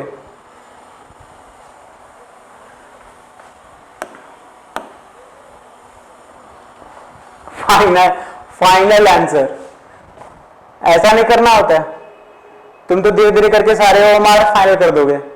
चलो बहुत बढ़िया, बहुत बढ़िया।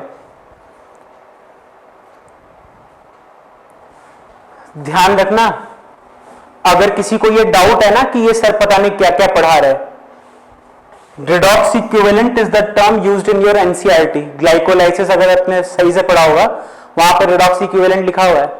और एनसीईआरटी में अगर कोई टर्म लिखा हुआ है यानी आपको पता होना चाहिए व्हाट डज इट मीन। ठीक है, तो रिडॉक्स इक्विवेलेंट मतलब क्या हो गया? प्रोटॉन। ठीक है, तो यहां पर रिडॉक्स इक्विवेलेंट का मतलब क्या है? प्रोटॉन। तो सिंपल सा ये हो गया कि पीजीएल से अगर दो NAD+ मॉलिक्यूल हैं, ठीक है, तो वो पीजीएल से कितना निकालेंगे? तो ध्यान रखिएगा, एक पीजीएल से, देखो ये एक पीजीएल के बारे में दिखाया हुआ है, ये जो रिएक्शन है ये एक एक पर मॉलिक्यूल के हिसाब से है। तो एक मॉलिक्यूल से कितना निकलता है? 2 प्रोटॉन, है ना? और निकालने वाला कितना है? एक NAD+ 2 प्रोटॉन चाहिए। एक NAD+ को 2 प्रोटॉन और 2 इलेक्ट्रॉन चाहिए होता है ना? तो एक NAD+ 2 प्रोटॉन और 2 इलेक्ट्रॉन निकाल लेगा पीजीएल से। अगर 2 मॉलिक्यूल NAD+ के हैं तो ऑब्वियस सी बात है, एक मॉलिक्यूल 2 प्रोटॉन निकाल रहा है तो 2 मॉलिक्यूल 4 प्रोटॉन निकालेंगे ना, है ना। इसमें सिंपल आपको ध्यान रखना है चीजों को, ठीक है। रेडॉक्स इक्विवेलेंट जो है प्रोटॉन था, ठीक है ना। डन है, चलो बहुत बढ़िया, बहुत बढ़िया। जिनका गलत हुआ है मैं एक बार फिर से कह देता हूं, एक NAD+, देखो यहां पे लिखा हुआ है एक NAD+, है ना, एक NAD+, एक PGL से, ये 3 PGL वो मॉलिक्यूल का नंबर नहीं है, फॉस्फेट का पोजीशन है। तो एक NAD+, एक PGAL से 2 प्रोटॉन 2 इलेक्ट्रॉन निकालता है, ठीक। तो 2 मॉलिक्यूल कितना निकालेंगे, ऑब्वियस सी बात है 4, ठीक। अच्छा, यहां तक पहुंच गए, ये कंडीशन आपको मैंने बता दिया। अच्छा, एक और सवाल का आंसर दे ही दो। नहीं, बाद में देना, बाद में देना, अभी आगे चलते हैं। ये बना दिया एसिड, एसिड के बाद अब जो है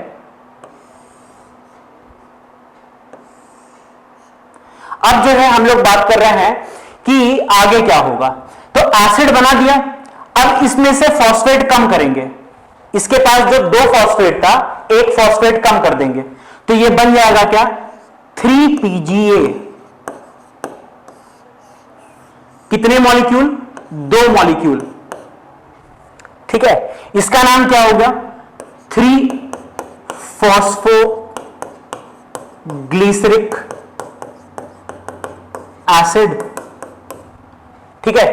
3-फॉस्फोग्लिसरिक एसिड। अगेन देखो ये है कौन, एसिड ही है, बट डिफरेंस क्या आ गया कि अब हमारे पास क्या कंडीशन है, फॉस्फेट सिर्फ एक बचा, कौन से पोजीशन पर, 3rd पोजीशन पर,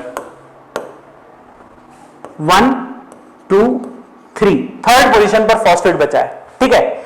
यानी यहां से ये जो कन्वर्जन हो रहा है, इस प्रोसेस में एक फॉस्फेट, फर्स्ट पोजीशन वाला फॉस्फेट कम हुआ होगा, ये फॉस्फेट किसी ने लिया होगा, है ना, ऐसे नहीं निकलेगा, है ना। यहां पर फॉस्फेट छीनने वाला आदमी होना चाहिए।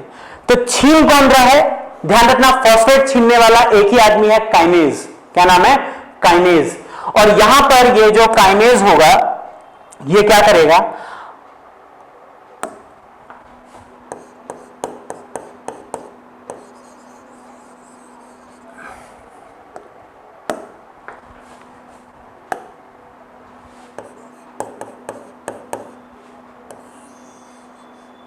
देखो ये क्या बन गया, इससे फॉस्फेट लिया और किसको दे दिया, ADP को दे दिया, और ADP को जब फॉस्फेट मिला तो वो किस में कन्वर्ट हो गया, ATP में कन्वर्ट हो गया। और इस पर्पस के लिए अगेन हमारे पास जो एंजाइम लगेगा, कौन सा लगेगा, काइनेज। कोफैक्टर कौन लगेगा, मैग्नीशियम। और ध्यान रखना ये जो है ये एक फॉस्फोग्लिसरिक एसिड था, तो यहां पर सबस्ट्रेट के नाम पर फॉस्फोग्लिसरेट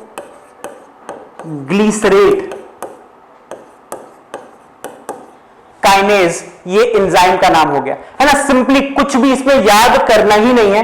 कुछ बच्चे एंजाइम बोलते हैं सर याद नहीं होता, है ना।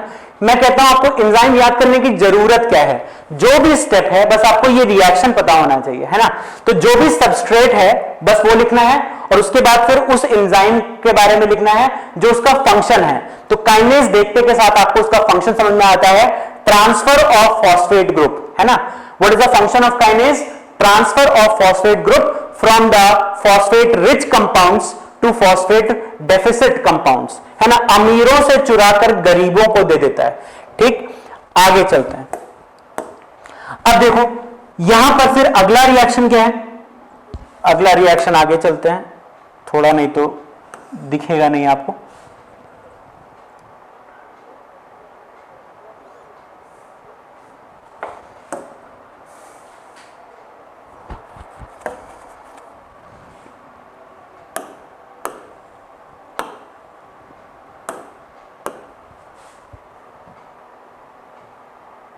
है ना, ये देखो यहां से स्टार्ट कर रहे 3PGA से आगे,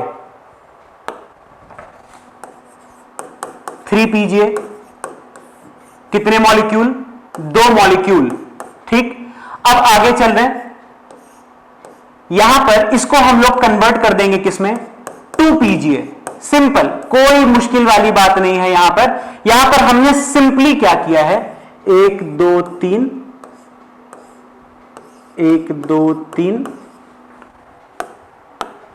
यहां पर हमारे पास फॉस्फेट जो प्रेजेंट था वो 3rd कार्बन पर था, और अब हम लोग क्या कर रहे हैं, 2nd कार्बन पर कर देंगे। 1 2 3 1 2 3, यानी फॉस्फेट का पोजीशन अब कहां आ गया, 2nd पोजीशन। तो ये क्या बताता है, पोजीशन ऑफ फॉस्फेट। ठीक है, और कितने मॉलिक्यूल्स बनेंगे, 2 मॉलिक्यूल्स बन जाएंगे। यहां पर भी क्या हो रहा है, आइसोमराइजेशन। ठीक है, तो यहां पर हम लोग जो एंजाइम यूज करते हैं वो क्या यूज करते हैं, म्यूटेज ट्रायोज फॉस्फेट। इसको आप क्या ही बोल सकते हो, ट्रायोज फॉस्फेट भी बोल सकते हो, है ना। ट्रायोज मतलब कार्बन 3 है, और फॉस्फेट मतलब ये है, ट्रायोज फॉस्फेट म्यूटेज। ये हो गया आपका एंजाइम। ठीक, आगे चलेंगे अगर, तो ये जो पीजीए बनाया इसका हम लोग क्या करा देंगे, इनोलाइजेशन, है ना, इनोलाइजेशन। यहां पर इनॉल ग्रुप लगाएंगे और ये बन जाएगा फॉस्फोइनॉल पाइरुवेट। क्या बन जाएगा, पीईपी, फॉस्फो इनॉल पाइरुवेट, है ना। इनॉल ग्रुप आपने केमिस्ट्री में पढ़ रखा है। ठीक है, ऑल, बेसिकली ऑल ग्रुप। तो पीईपी फॉस्फो इनॉल पाइरुवेट यहां पर कर दिया है तुमने, और ये जो कंपाउंड है, जो फॉस्फो इनॉल पाइरुवेट है, ये काफी इंपॉर्टेंट है ना, बहुत जगह पर ये आपको काम देगा। और यहां जो एंजाइम लगेगा वो कौन सा लगेगा, इनोलेज, है ना, इनोलाइजेशन करा रहा है। और इनोलाइजेशन में ध्यान रखिएगा, एक इंपॉर्टेंट चीज क्या है कि यहां से पानी निकल रहा है,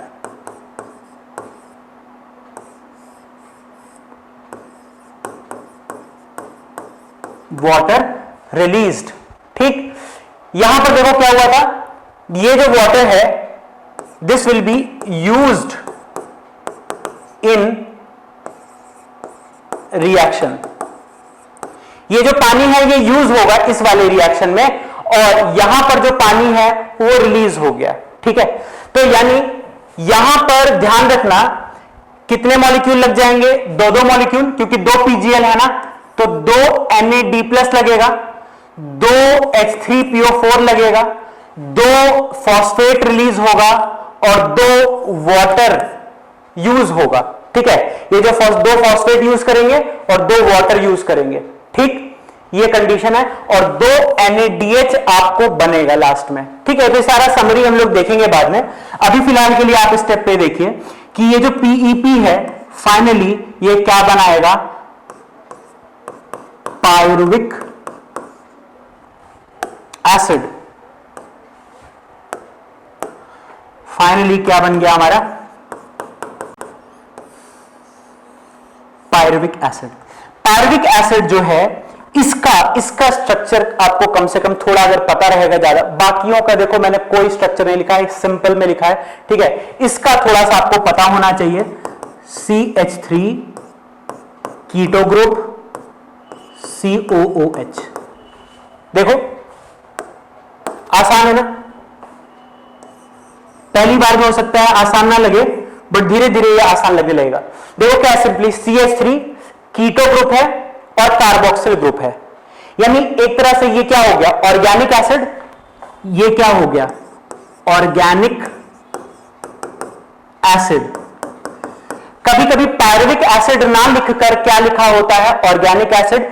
कितने कार्बन का है, 3 कार्बन का आपको दिख रहा है। कितने कार्बन का है, 3 कार्बन का आपको दिख रहा है, और हर जगह मैंने ये लिखा हुआ है, 3 कार्बन है, 6 कार्बन है, कितने कार्बन है। ठीक है, और ये कितने मॉलिक्यूल्स हैं, 2 मॉलिक्यूल्स, और ये भी कितने मॉलिक्यूल्स, 2 मॉलिक्यूल्स। अदिति रिएक्शन जो है, हाँ सबस्ट्रेट अभी आएंगे, सबस्ट्रेट लेवल फॉस्फोराइलेशन क्या होता है। हाँ पीजीएल ने बताया हुआ है प्रशांत, पीजीएल नहीं बताया, बट NAD+ तो बताया हुआ ना। और मॉलिक्यूल का जो रिएक्शन होता है आपको तो पता ही है? आपको पता ही है कि स्टोशियोमेट्री तो फॉलो होगा ही होगा। अगर वहां पर एक NAD प्लस एक PGL के लिए होता है तो 2 NAD प्लस, ये आपको बताना है, क्वेश्चन में नहीं बताया जाएगा, ये आपको पता होना चाहिए कि 2 NAD प्लस कितने PGL के साथ रिएक्ट करता है। तो एक NAD प्लस एक PGL के साथ रिएक्ट करेगा तो 2 NAD प्लस 2 PGL के साथ रिएक्ट करेगा। सिंपल सा चीज है। तो ये पायरुविक एसिड आपको ध्यान रखना है, इतनी बातें आपको ध्यान रखनी है। एंड फाइनली यहां पर जो एंजाइम है, क्या नाम है इसका, देखो, फॉस्फो इनॉल पायरुवेट काइनेज। ठीक है, ठीक है। ये जो है ये कभी कभी ऐसे लिखा होता है, समटाइम्स रिटन एज पायरुवेट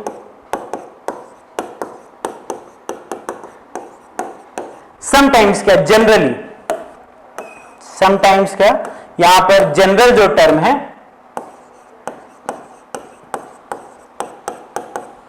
ठीक है, फॉस्फोइनॉल पायरुवेट में सिर्फ क्या लिखते हैं, पायरुवेट काइनेज लिख देते हैं, और मैग्नीशियम यहां पर साथ में, मैग्नीशियम के साथ में यहां पर क्या भी लगता है, पोटेशियम आयन भी लगता है। ठीक, और यहां आपका एक और इंपॉर्टेंट चीज होता है, देखो इसके पास फॉस्फेट है ना, फॉस्फोइनॉल पायरुवेट, फॉस्फो,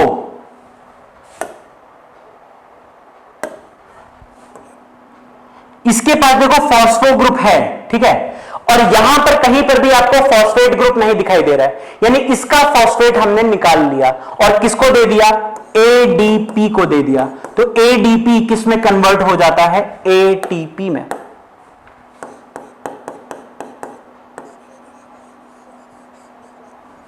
किस में कन्वर्ट हो जाएगा, ATP में। तो ऑब्वियस सी बात है कि यहां पर 2 मॉलिक्यूल PEP कन्वर्ट हो रहा है, तो यानी यहां पर 2 ADP इन्वॉल्व होंगे और 2 ATP यहां पर कंडीशन हो रहा होगा। यहां पर जो वाटर रिलीज हो रहा होगा, कितने वाटर रिलीज होंगे, 2 वाटर के मॉलिक्यूल्स रिलीज हो जाएंगे। हां, इस पूरे साइकिल में, नीरज बिल्कुल सही बोला तुमने, इस पूरे साइकिल में हमारे पास 4 ATP बना है। ठीक है, देखो 2 यहां पर बना और 2 वहां पर बना, तो यहां पर हमारे पास जो ATP बने हैं वो 4 बने हैं और यूज कितने हो गए थे, 2। ठीक है, तो वो सारी समरी जो है हम लोग करेंगे, पूरा कैलकुलेशन, न्यूमेरिकल, किसी भी तरह का न्यूमेरिकल, आपका हर तरह का न्यूमेरिकल यहां पर मैं कवर कर दूंगा, बिल्कुल टेंशन लेने की जरूरत नहीं है। ठीक है, न्यूमेरिकल में मेरे से बेटर तो आपको आदमी ही नहीं मिलेगा। तो यहां पर ये कंडीशन है आपका इक्विवेलेंस का, रेडॉक्स इक्विवेलेंस का क्वेश्चन ध्यान रखना, और ये कंडीशन पायरुविक एसिड का ध्यान रखना है आपको इस चीज को देखकर। तो देखो यहां पर आपको 3 चीजों का, हां बिल्कुल, देखो 3 चीजों पर आपको अपनी आंख को गड़ा के रखना है। ATP कहां पर यूज हुआ, कहां पर फॉर्म हुआ, वाटर कहां पर यूज हुआ, कहां पर फॉर्म हुआ, और क्या बोलते हैं उसके बाद फिर NAD प्लस कहां पर यूज हुआ और कहां पर फॉर्म हुआ, यूज तो हुआ नहीं, कहीं पर फॉर्म ही हुआ है। ठीक है, तो आज के लिए फिर इतना ही, इसको एक बार रिवाइज करिएगा और NCERT से जरूर देखिएगा। ठीक है, NCERT से देख लीजिएगा क्या कंडीशन है, क्या लिखा हुआ उसके अंदर, सिर्फ ग्लाइकोलाइसिस है ना, आगे मत बढ़ना, ग्लाइकोलाइसिस पढ़ के और फिर छोड़ देना। ठीक है, thank you, all the best.